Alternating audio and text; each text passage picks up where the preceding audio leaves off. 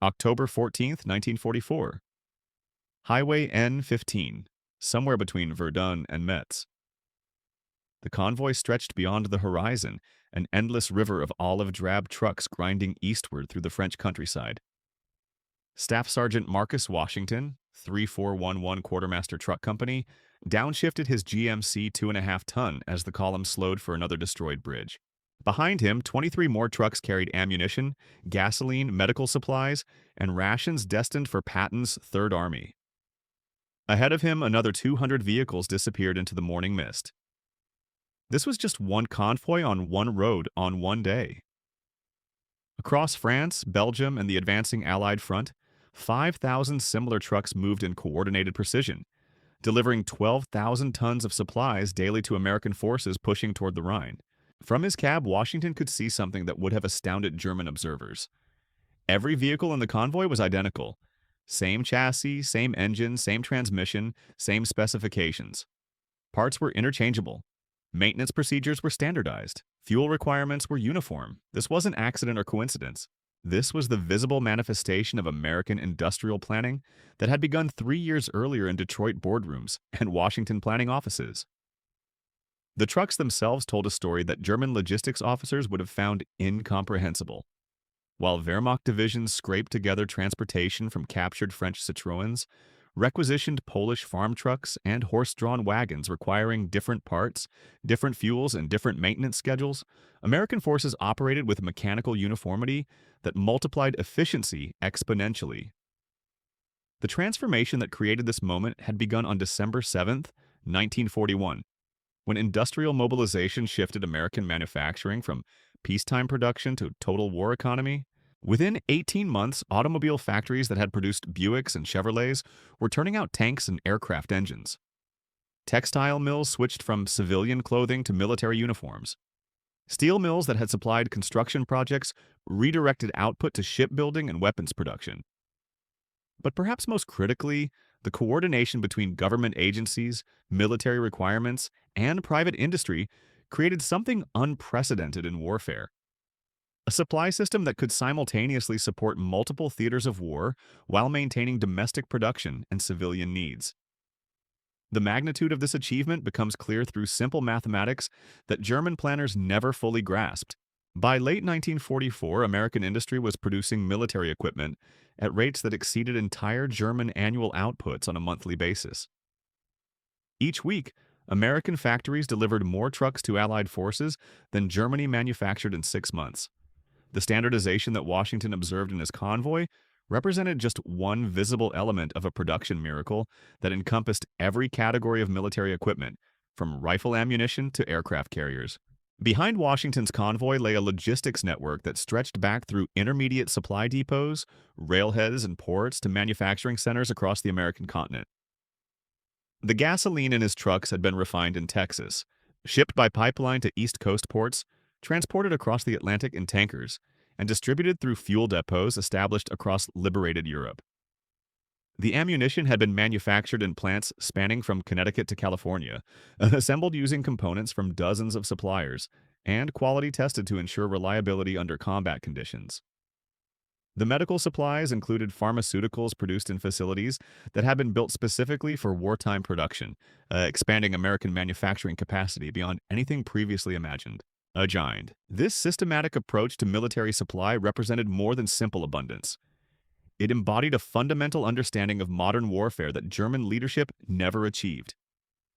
While German strategic planning focused on tactical excellence and superior individual weapons, American planners recognized that victory would be achieved through the use of superior technology, and mass production belonged to whoever could maintain the highest tempo of operations over the longest period.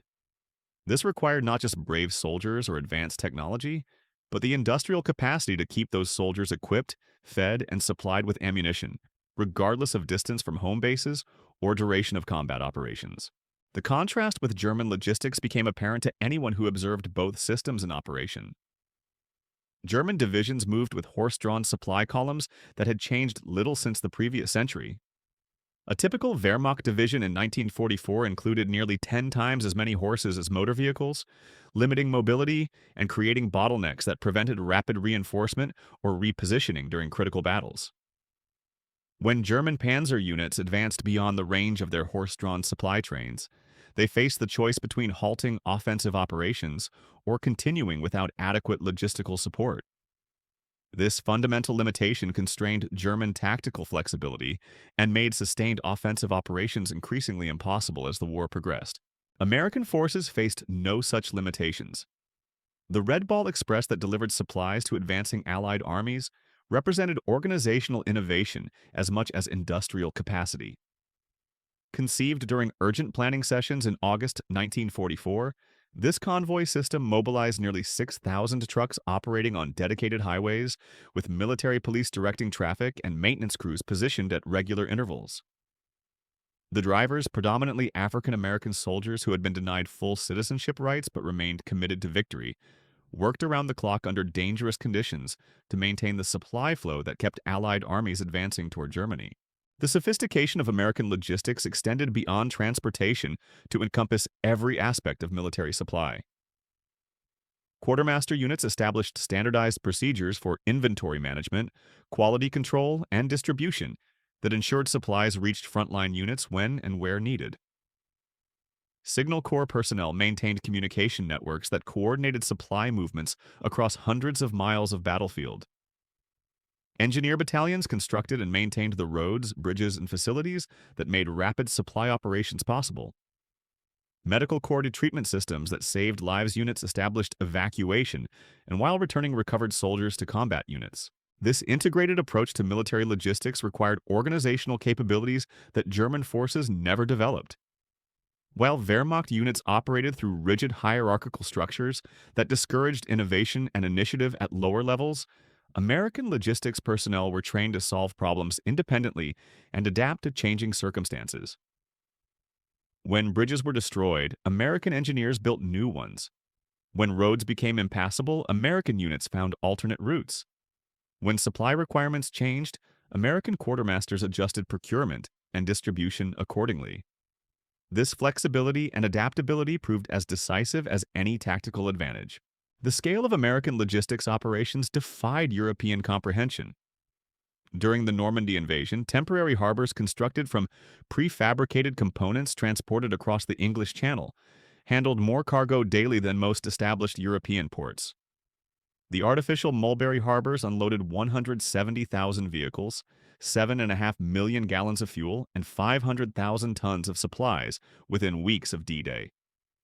This represented logistical capabilities that German planners had never imagined possible, enabling Allied forces to maintain offensive operations despite lacking access to established port facilities. Behind these visible achievements lay industrial mobilization that transformed American society and established production capabilities that would influence global manufacturing for decades after the war ended. The coordination between government agencies and private industry created new models for large-scale project management and quality control. The training programs that prepared millions of workers for specialized manufacturing roles demonstrated educational methods that would reshape American industrial development. The standardization and interchangeability that characterized American military equipment established engineering principles that became fundamental to modern manufacturing across all industries. By October 1944, as Staff Sergeant Washington's convoy rolled toward the German border, American logistics had achieved something unprecedented in military history: the ability to maintain simultaneous large-scale operations across multiple theaters while continuously improving the quantity and quality of supplies delivered to combat units. This capability would prove decisive not through any single dramatic moment, but through the cumulative effect of superior supply systems that enabled Allied forces to maintain operational tempo that German forces could never match. The mathematical reality confronting German logistics officers by autumn 1944 revealed the true scope of American industrial dominance. While Wehrmacht quartermasters calculated supply requirements in terms of individual railcar loads and horse-drawn wagon trains, their American counterparts planned operations involving thousands of trucks, delivering predetermined tonnages on precise schedules across hundreds of miles of battlefield.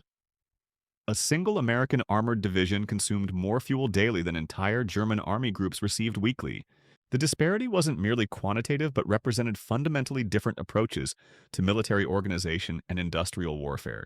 German logistics suffered from systemic problems that became catastrophic when applied to multi-front warfare over vast distances. Multiple competing authorities controlled different aspects of the supply network, creating organizational chaos that prevented effective coordination. Train commanders diverted shipments to favor their preferred units. Depot managers hoarded supplies to protect their administrative territories. Transportation officers requisitioned vehicles for personal use while frontline units waited for ammunition deliveries. These institutional failures reflected deeper flaws in German military culture that prioritized individual initiative over systematic cooperation.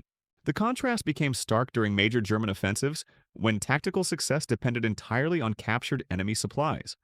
Operation Watch on the Rhine, Germany's desperate December 1944 counteroffensive in the Ardennes, allocated fuel supplies sufficient for only 6 days of combat operations. German planners assumed their forces would capture American fuel depots during the advance, a strategy that revealed terminal weakness rather than strength. When American engineers seized supply dumps rather than allow capture, German spearheads found themselves immobilized by empty, systematically destroyed, threatened fuel tanks within miles of their objectives. Oberfuhrer Joachim Peiper, commanding the most powerful German armored column during the Bulge Offensive, discovered American abundance that contradicted 3 years of Nazi propaganda about enemy weakness. His forces captured a forward supply depot containing 50,000 gallons of high-octane gasoline, seemingly miraculous to units that measured fuel by individual jerry cans. Yet, this windfall represented less than 2 days' consumption for a single American armored division. The Americans had abandoned more fuel in one depot than most German divisions received monthly, demonstrating resource abundance that rendered German calculations meaningless. The psychological impact on German soldiers who witnessed American logistics proved as devastating as any military defeat. Prisoners captured during the Bulge consistently expressed shock at American waste rather than firepower. They watched GIs discard half-eaten rations while German troops subsisted on black bread and ersatz coffee. They observed American soldiers using gasoline for heating, while Wehrmacht units counted individual liters. They witnessed artillery barrages that consumed more ammunition in minutes than German batteries received in weeks. This casual abundance shattered Nazi ideology more effectively than any propaganda campaign. Soviet forces experienced similar transformation through American Lend-Lease support that provided the industrial foundation for major offensive operations. The Red Army's preference for American Studebaker trucks, nicknamed Studers by Russian soldiers, reflected superior engineering and manufacturing quality that Soviet industry couldn't match. More than 150,000 of these vehicles reached the Eastern Front, providing mobility that enabled rapid advances across vast distances. Stalin himself acknowledged that without American machines, the Soviet Union would have lost the war entirely. The scope of Lend-Lease extended far beyond individual weapon systems to encompass the fundamental infrastructure of modern warfare. American railroads provided locomotives, freight cars, rails, and signaling equipment that maintained Soviet transportation networks despite massive territorial losses to German advances. American refineries supplied aviation fuel equivalent to 57% of total Soviet production, enabling air operations that German forces couldn't sustain due to fuel shortages. American factories delivered aluminum, copper, explosives, and raw materials that allowed Soviet industry to focus on weapons production, while American supplies handled logistics and transportation. Operation Bagration, the massive Soviet offensive that destroyed German Army Group Center in summer 1944, demonstrated the decisive impact of superior logistics on military outcomes. Soviet forces stockpiled 1.2 million tons of ammunition and supplies for the operation, while coordinated partisan attacks severed German transportation networks. On the night of June 19th, Belarusian guerrillas detonated over 10,000 demolition charges targeting railroad junctions, bridges, and communication lines throughout German-occupied territory.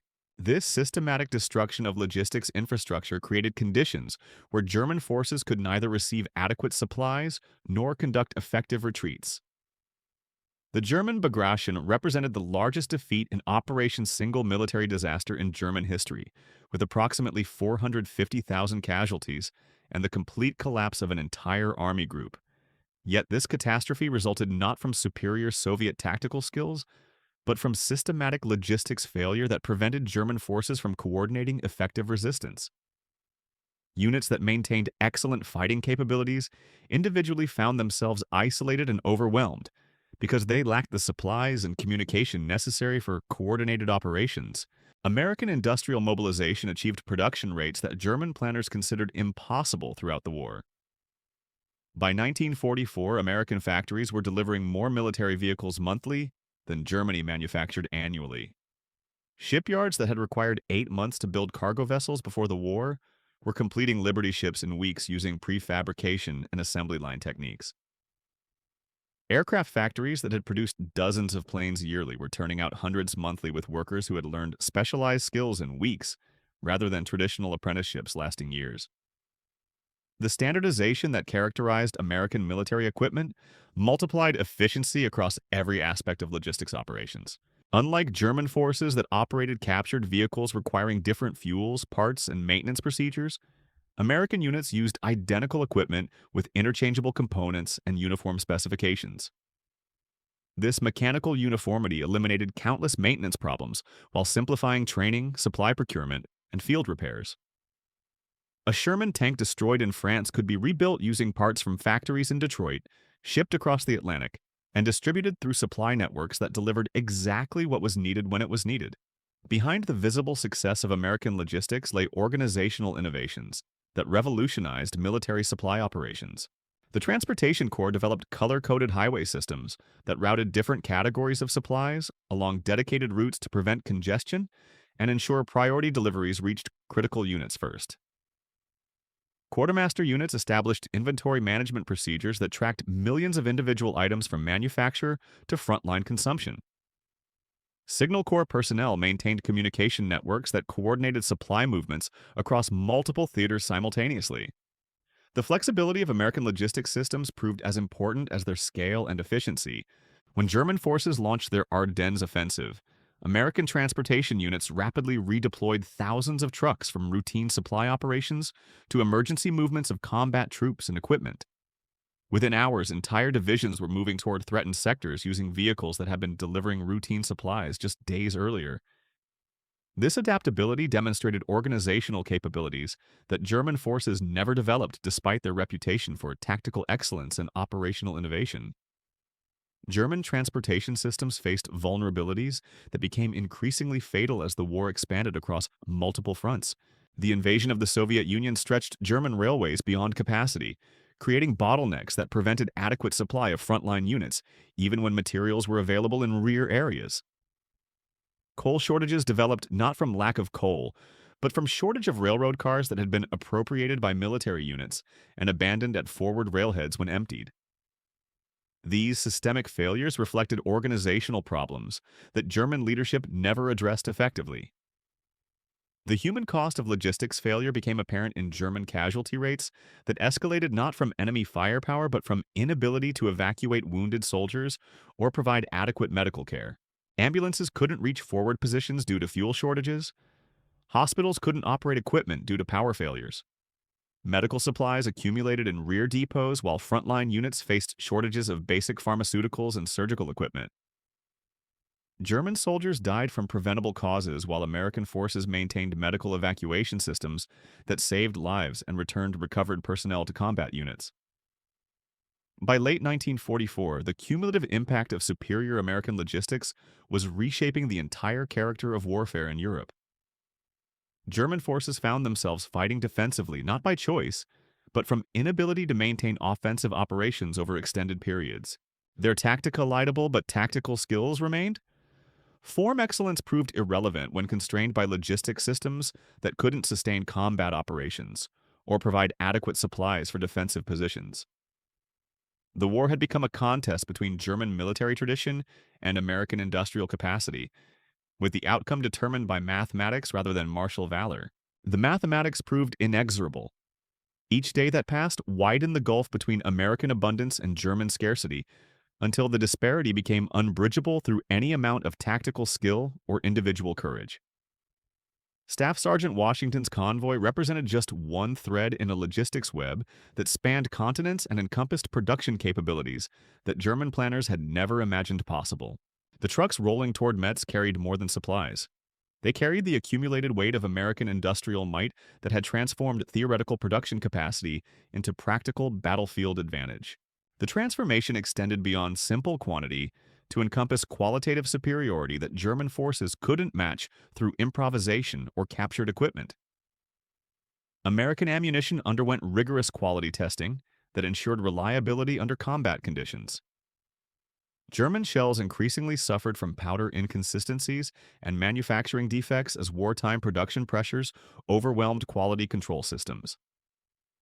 American medical supplies included pharmaceuticals produced in facilities built specifically for wartime requirements. German field hospitals faced shortages of basic medications that had been standard issue earlier in the war. The coordination required to maintain Washington's convoy demonstrated organizational capabilities that German logistics officers found incomprehensible when they studied captured American planning documents. Every truck departure was scheduled according to precise timetables that accounted for road conditions, fuel consumption, maintenance requirements, and destination priorities.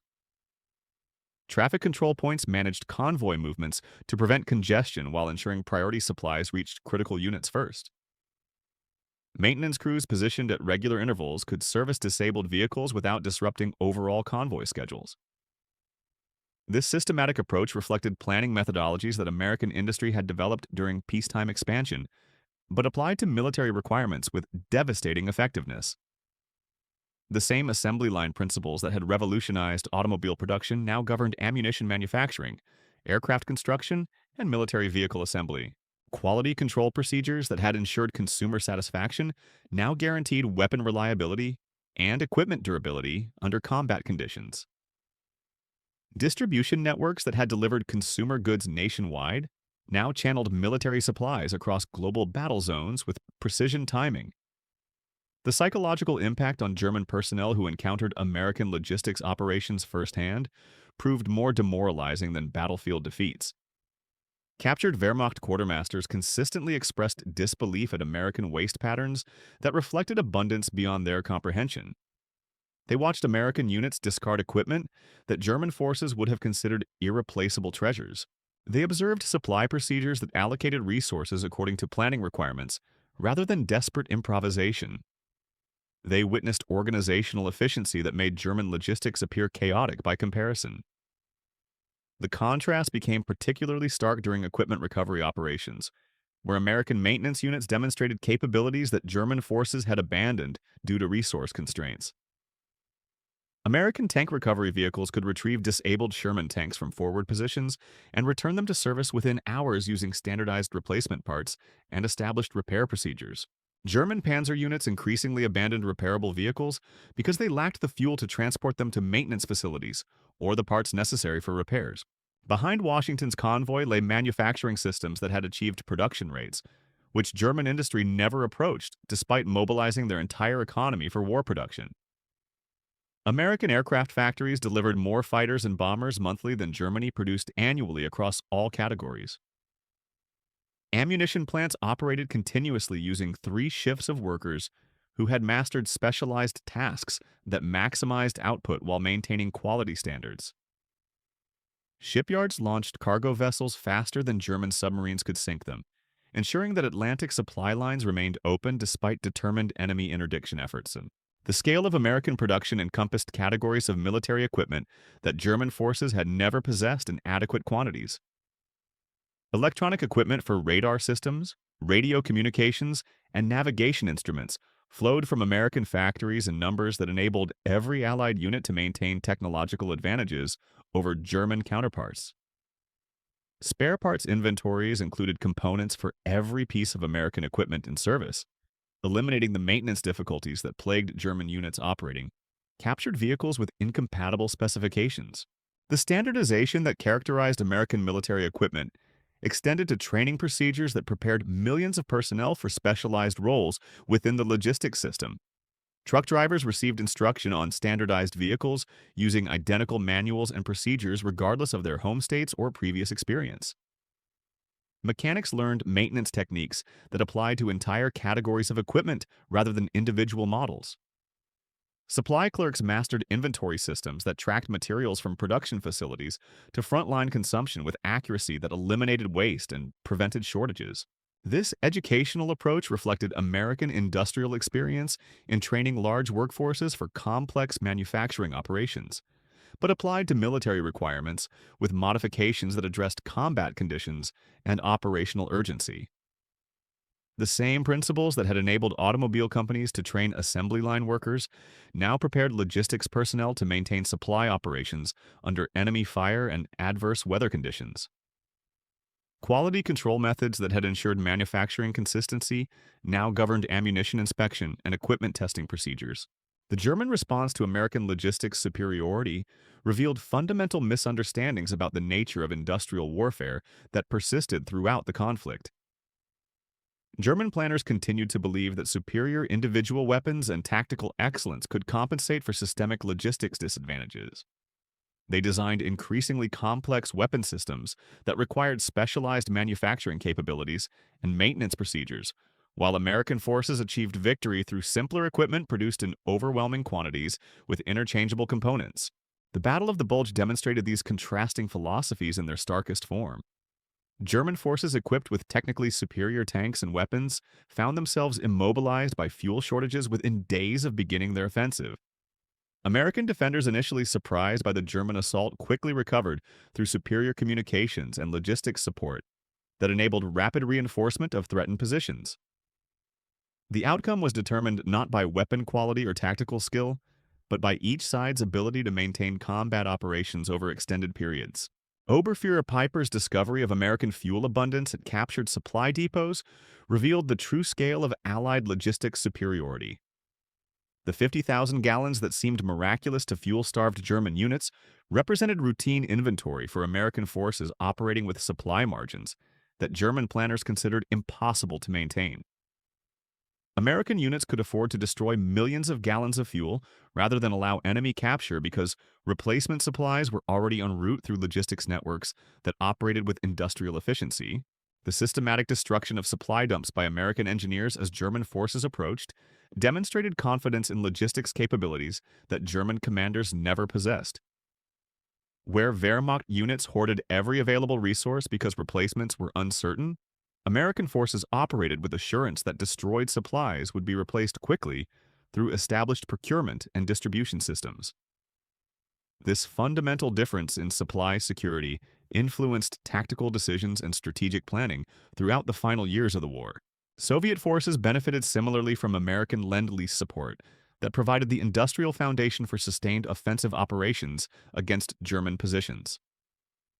The Studebaker trucks that became standard equipment in Red Army, mechanized units enabled rapid advances across vast distances that horse-drawn German supply columns couldn't match. American aluminum, steel, and chemical supplies allowed Soviet factories to concentrate on weapons production, while imported materials handled infrastructure and logistics requirements. The scope of Lend-Lease extended to categories of supplies that never appeared in battle but proved essential to maintaining military operations. American machine tools enabled Soviet factories to increase production of artillery shells and small arms ammunition. Railroad equipment maintained transportation networks that moved supplies and troops across distances that would have been impossible using German logistics methods. Communications equipment provided command and control capabilities that coordinated multi-front operations with precision timing.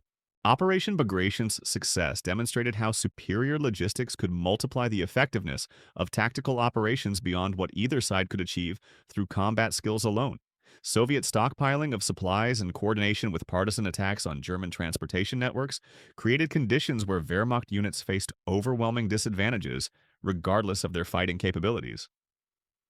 The systematic destruction of railroad junctions and communication lines prevented German forces from coordinating effective resistance, even when individual units maintained excellent combat effectiveness.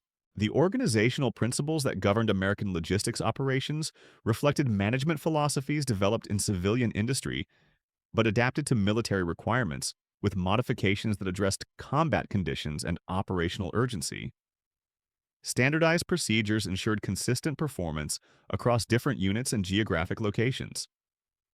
quality control systems maintained reliability standards that prevented equipment failures during critical operations. Communication networks provided coordination capabilities that synchronized supply movements with tactical requirements. These innovations extended beyond wartime applications to influence post-war industrial development and establish management principles that became fundamental to modern manufacturing systems. The coordination between government agencies and private industry created new models for large-scale project management that influenced everything from highway construction to space exploration programs. Training methods that prepared millions of workers for specialized roles demonstrated educational approaches that reshaped American industrial development for decades after the war ended. The mathematical certainty of American logistics superiority became apparent to German commanders, who studied intelligence reports about Allied supply capabilities. Single American armored divisions consumed more fuel daily than entire German army groups received weekly through increasingly unreliable transportation networks. Individual American artillery units fired more shells during brief bombardments than German batteries received monthly through rationing systems that prioritized conservation over combat effectiveness. By spring 1945, the cumulative impact of logistics advantages had fundamentally altered the character of warfare in Europe. German forces found themselves fighting a defensive war not by strategic choice, but from inability to maintain offensive operations over any significant distance or duration. Their tactical skills remained formidable, but tactical excellence proved irrelevant when constrained by supply systems that couldn't sustain combat operations or provide adequate resources for defensive positions. The conflict had evolved into a contest between traditional military virtues and industrial capacity, with victory belonging inevitably to the side that could maintain the highest operational tempo over the longest period through superior logistics support. The final collapse began not with dramatic battlefield defeats, but with the quiet mathematics of empty supply depots and immobilized formations. By March 1945, German quartermaster reports painted a picture of systematic strangulation that no amount of tactical brilliance could overcome. Entire panzer divisions sat motionless, not from battle damage, but from fuel tanks that had been empty for weeks. Artillery batteries preserved their final shells for emergencies that never justified their use because no resupply would follow. Infantry units rationed individual rifle cartridges, while American forces fired training exercises that consumed more ammunition in hours than Wehrmacht companies received in months. The contrast reached surreal proportions during the final German retreats when American supply columns overtook fleeing Wehrmacht units that had abandoned vehicles for lack of fuel. Staff Sergeant Washington's trucks passed German tanks sitting perfectly intact beside French highways, their crews walking eastward because no gasoline remained to power the machines they had maintained with desperate care. American maintenance crews cataloged these abandoned vehicles and discovered that many required only minor repairs and full fuel tanks to return to operational status. Yet for German forces, the 8,000 gallons needed to restore a panzer company to mobility represented an impossible luxury, while American units considered such quantities routine maintenance requirements. The systematic breakdown of German logistics created cascading failures that multiplied exponentially as transportation networks collapsed under their own inadequacies. Railroad yards became graveyards for freight cars that had been abandoned when locomotives ran out of coal. Highway junctions filled with horse-drawn wagons that moved too slowly to avoid Allied air attacks. Supply depots accumulated materials that couldn't reach frontline units because transportation had ceased to function reliably. German commanders found themselves managing static defensive positions, not by tactical choice, but because movement had become impossible without supplies their logistics system could no longer deliver. The human cost of this logistics collapse extended far beyond combat casualties to encompass systematic degradation of German military effectiveness at every organizational level. Medical units couldn't evacuate wounded soldiers because ambulances lacked fuel for trips to rear hospitals. Communication networks failed as batteries died without replacement, and telephone lines were severed without materials for repairs.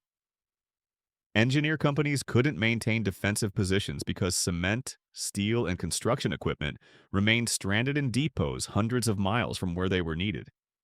The Wehrmacht was dissolving not through enemy action, but through internal organizational failure. American forces advancing through Germany encountered evidence of logistics breakdown that revealed the true scope of German industrial collapse.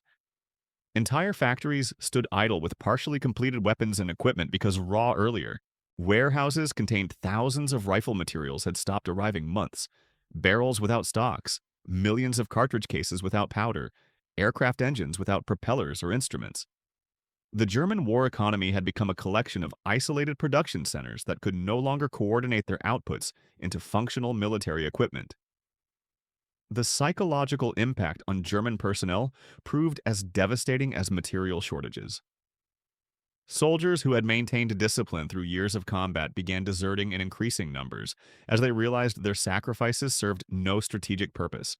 Officers who had led successful operations found themselves commanding units that existed only on organizational charts because the men and equipment had been redistributed to fill gaps elsewhere.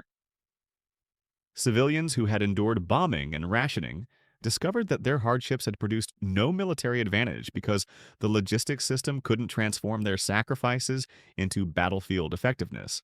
Soviet forces advancing from the east encountered similar evidence of German logistics failure, but on an even more massive scale due to the vast distances involved in Eastern Front operations.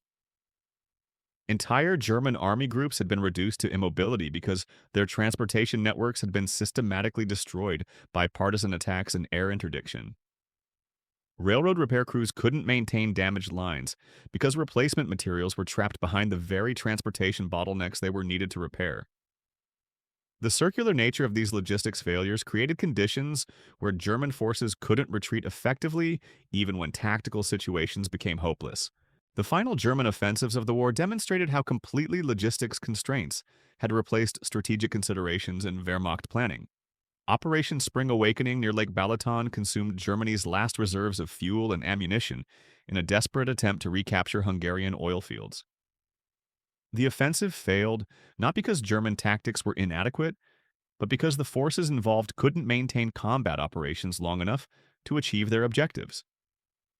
Within days, panzer units that had begun the operation with full fuel loads found themselves immobilized and vulnerable to Soviet counterattacks that benefited from American Lend-Lease equipment and supplies. The Wehrmacht surrendered on May 8, 1945, not because German soldiers had forgotten how to fight, but because they had nothing left to fight with. Staff Sergeant Washington's convoy had been multiplied by thousands, rolling across a continent, delivering abundance that German forces could never hope to match. The trucks that had seemed ordinary to American eyes represented a logistics revolution that transformed warfare forever. In the end, victory belonged not to the side with superior tactics or individual courage, but to the nation that could keep its armies supplied, equipped, and moving forward regardless of distance or duration. American industrial might had proven that wars are won in factories as much as battlefields, and the mathematics of abundance had crushed the arithmetic of scarcity.